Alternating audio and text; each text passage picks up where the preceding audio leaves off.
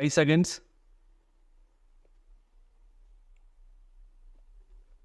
Start. மாண்புமிகு தலைவர் அவர்களே, நேற்று நான் இந்த அவையில் பேசியதைத் தொடர்ந்து சில கருத்துக்களை சொல்ல விரும்புகிறேன். விவசாயத்துறையில் கடந்த 4 ஆண்டுகளாக ஏற்பட்டுள்ள ஒரு பெரும் புரட்சியை இந்த அவையின் கவனத்துக்கு கொண்டு வந்தேன். அதன் விளைவாக நாம் இன்று உணவு உற்பத்தியில் தன்னிறைவு பெற்றிருக்கிறோம் என்பதை சுட்டிக்காட்ட விரும்புகிறேன். ஒருவேளை இன்னும் சில ஆண்டுகளில் வெளி மாநிலங்களுக்கு உணவுப் பொருள்களை அனுப்பும் நிலையை அடைவோம் என்று எதிர்பார்க்கிறோம். இவ்வாறு உணவு உற்பத்தியில் உச்சநிலையை அடைய காரணம் அரசின் நல்ல கொள்கைகளும் அவைகளை தீவிரமாக அமுல்படுத்தியதும் என்பதை யாரும் மறுக்க முடியாது. இன்று விவசாயிகளுக்கு ஊக்கம் அளிப்பவை அவர்களுக்கு கொடுக்கப்படும் குறுகிய கால கடன்கள் மற்றும் நீண்ட கால கடன்கள் ஆகும்.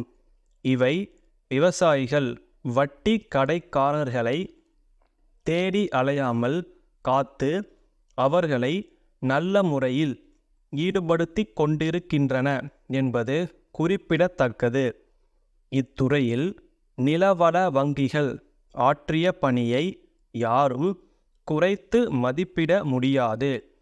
இன்னும் ஒவ்வொரு ஊராட்சி ஒன்றியத்திலும் இன்றுள்ள நிலையை உறுதிப்படுத்த மிக விரைவில் மேலும் நிலவள வங்கிகளை ஏற்படுத்தி விவசாயிகளுக்கு கடன் வசதியை அதிகப்படுத்தி கொடுக்க வேண்டுமென்று கேட்டுக்கொள்கிறேன்.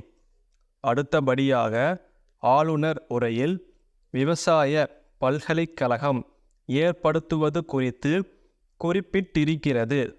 உண்மையில் நாம் விவசாய புரட்சியில் ஈடுபட்டிருக்கும் இந்த நேரத்தில் அந்த பல்கலைக்கழகம் ஏற்படுத்துவது அந்த புரட்சியின் உச்சநிலையை காட்டுகிறது என்று கருதுகிறேன்.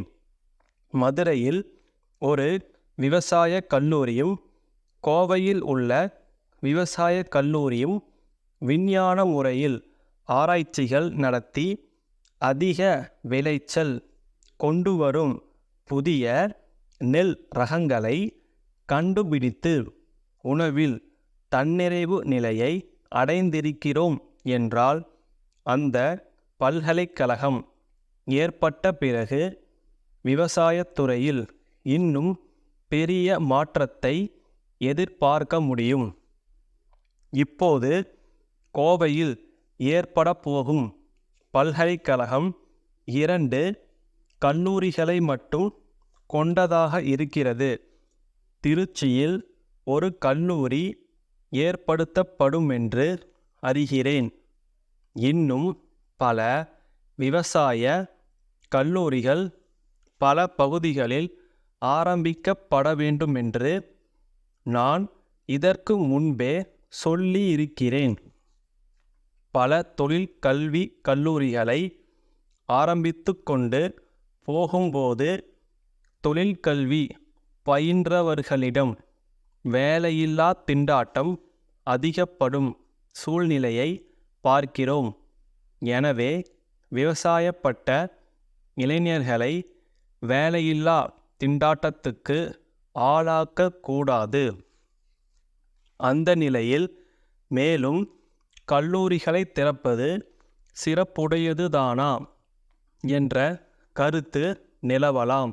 ஆனால் நான் சொல்லும் விவசாய கல்லூரி வெறும் பட்டதாரிகளை உற்பத்தி செய்யும் கல்லூரியாக இல்லாமல் விவசாய வேலையில் ஈடுபட்டுள்ள வயது வந்தவர்களுக்கு அவர்களுடைய ஓய்வு நேரத்தில் 2 அல்லது 3 மணி நேரம் கற்பித்து பிறகு டிப்ளமோ அல்லது சான்றறிக்கை கொடுக்கும் கல்லூரியாக இருக்க வேண்டுமென்று கேட்டுக்கொள்கிறேன்.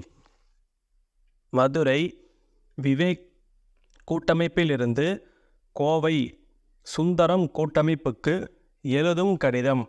அன்புடையீர், எங்களுடைய புது இயந்திரத்தை அறிமுகப்படுத்தி நாங்கள் எழுதிய கடிதத்திற்கு தாங்கள் அனுப்பியுள்ள பதிலிலிருந்து அந்த இயந்திரத்தை சந்தையில் நிலைநாட்ட தாங்கள் முழு முயற்சி செய்ய விருப்பம் உள்ளவர்களாய் இருக்கிறீர்கள் என்பது தெரிகிறது. அந்த இயந்திரத்தின் வலிமையான நிர்மாணமும் போட்டியிடத்தக்க விலையும் நமது நாட்டில் நிலையானதும் அதிகரிப்பதுமான விற்பனையை உறுதி செய்யுமென்று நினைக்கிறோம். அதே நேரத்தில் ஏதேனும் ஒரு விவேகமான விளம்பரம் விற்பனை போக்கை விரைவுபடுத்துமென்றும் அதற்கான செலவை முற்றிலும் நீங்களே ஏற்றுக்கொள்ள வேண்டுமென்று கேட்பது நியாயமல்ல என்றும் நாங்கள் நினைக்கிறோம். விலை மேன்மையான முறையில் கணக்கிடப்பட்டுள்ளது.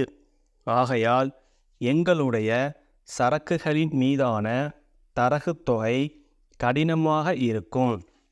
இருப்பினும் ஆரம்ப விளம்பர செலவுக்காக 1000 ரூபாய்க்கு கடன் வரவு வைக்க நாங்கள் தயாராய் உள்ளோம்.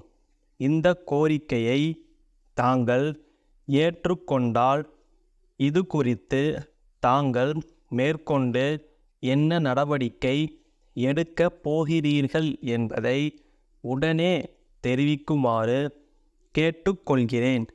தங்கள் நம்பிக்கையுள்ள ஸ்டாப்.